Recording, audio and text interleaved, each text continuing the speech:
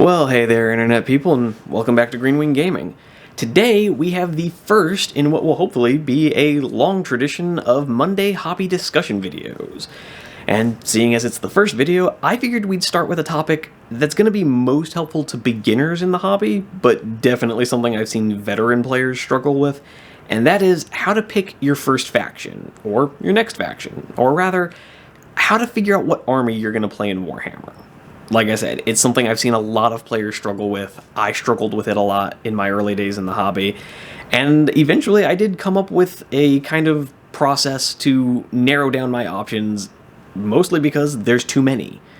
Warhammer is vast in all aspects, and sometimes decision paralysis is going to be a thing. So if this little checklist I've come up with helps any of you guys out, I figured it'd be worth sharing.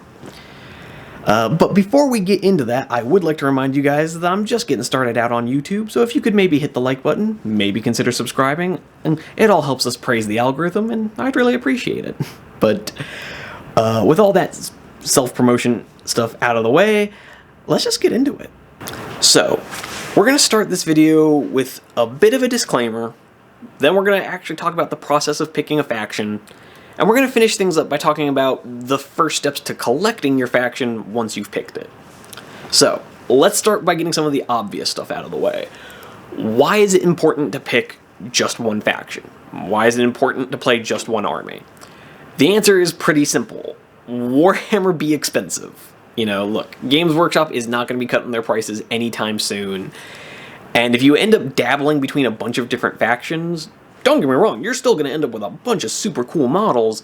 You're just not going to have an army you can actually play on the table, at least not within the bounds of the rules. And after going through all of that effort and having effectively nothing to show for it, that can be really discouraging, and it's a great way to burn yourself out of the hobby and not playing at all, which obviously is not the end of the world, but it would be a crying shame, because the more of you guys are in this hobby, the more fun we're all going to have. So let's try to avoid that if we can. But with that, step number one, super simple. Pick a faction that you think looks really cool. And for some of you, that's going to be a, well, duh moment, but the problem is that a lot of players, when they get into the hobby, they want to look for, oh, what's the strongest faction? What's the faction that's going to win me the most games? And don't get me wrong, I understand the impulse, but the problem is that the rules, particularly for Warhammer specifically, they change a lot. So you might pick an army that right now is the most tournament competitive, but the thing you need to remember is that collecting a 2,000 point army, that's a marathon, not a sprint. So by the time you're done getting your army ready, odds are the rules have already changed, and by now everyone has figured out how to counter your super tournament meta army. And so you're going to spend, a lot of time and effort, and then you're going to get to the tabletop and get completely owned because you're bringing to the table the army everyone just spent 6 months figuring out how to beat.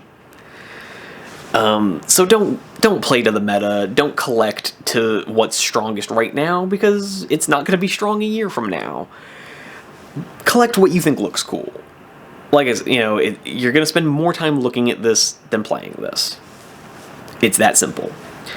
However, another problem with this first step is that you might be thinking to yourself, well, okay, pick a faction that looks cool. A bunch of them look cool. Warhammer is super cool. That's why I'm invested in the hobby. Fair enough, yeah, but the best way I've found to narrow things down is just to look on the Games Workshop website. Don't get me wrong, I know it's janky. It's not always the best site out there, but it is a comprehensive catalog of basically everything Games Workshop has to offer. So it's going to be a great way to just hop on there, click through the different factions, looking for models you think look cool. And specifically, you're going to want to aim for a faction that has a bunch of kits you think look cool. Chances are almost all of the factions are going to have at least one that looks cool. So you're going to want to aim for factions that are consistently appealing across their entire range. That should narrow it down for you, unless you are just the most hardcore, love everything that Games Workshop has ever made. there's gonna be at least a few factions that get narrowed down out of consideration for you once you start looking through them. And I would even argue that it's not going to be too hard to narrow yourself down to like 2 or 3 factions. You may even find yourself arriving at, oh, well, this is the one faction I think looks the coolest, job done. In which case, congratulations, you got this done a lot faster than I normally do. Because for me, it always comes down to, I'll narrow it down to like 3 factions, and I just can't decide between the 3 of them just on looks. And that's what leads us to step 2. And I'm sorry to say, this is the step that actually involves some reading. I know, perish the thought, I'm sorry, I didn't mean to do this to you. I hope you can forgive me. But step 2 is to hop onto Google or insert your favorite search engine and just Google your faction. Just look up your faction and start reading some lore. You know, I have found that a really great way to keep building your level of interest in the hobby is to tell yourself a really good story. That's what got me started as a Dark Angels player. The name of this channel, Greenwing Gaming, is because I collect Greenwing Dark Angels like it's my job, which, I don't know, if this takes off, maybe it will be. But the thing that got me started in Dark Angels was, first, I liked Space Marines because they're space knights. I was huge into King Arthur when I was a kid. Hence, you know, Dark Angels have the Crusader Knight vibe. And then I read their lore. And I just fell in love because it was very Arthurian, very Knights of the Round Table, and I was all about it.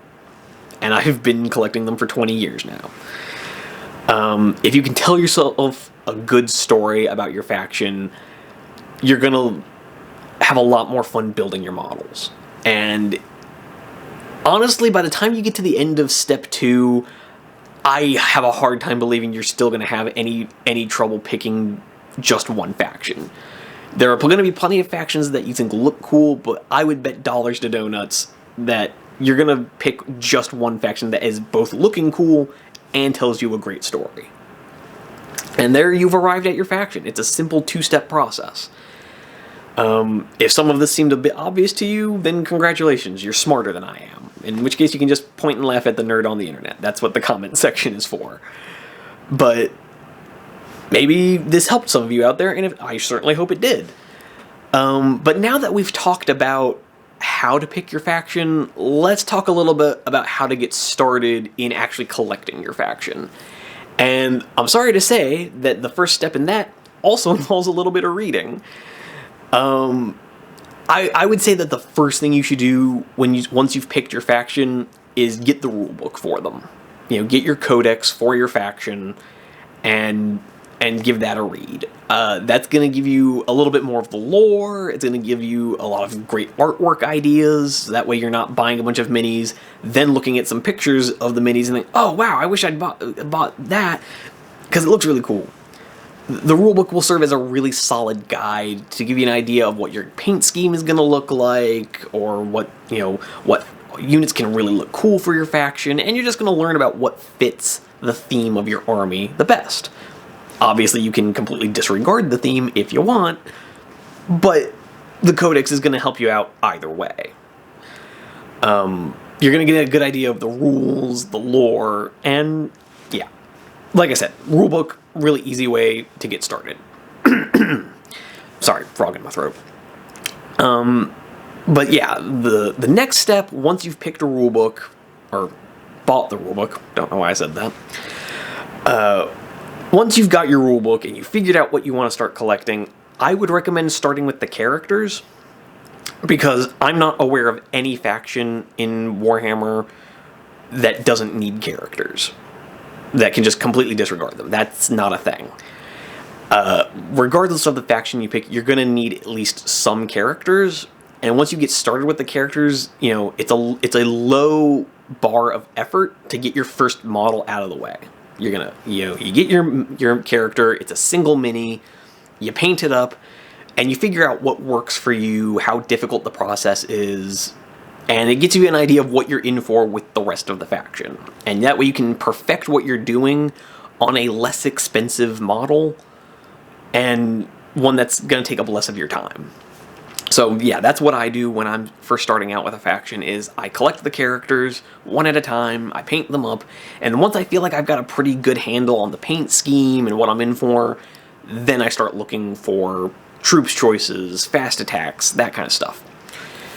But yeah, that should get you started with your faction. I hope you found this interesting. If you did, maybe consider hitting that like button, like I said at the beginning. Otherwise, I can't wait to see you in any more videos in the future. Maybe hit me up in the comment section if you can recommend anything else you'd like to talk about in future Monday videos. But in the meantime, happy wargaming.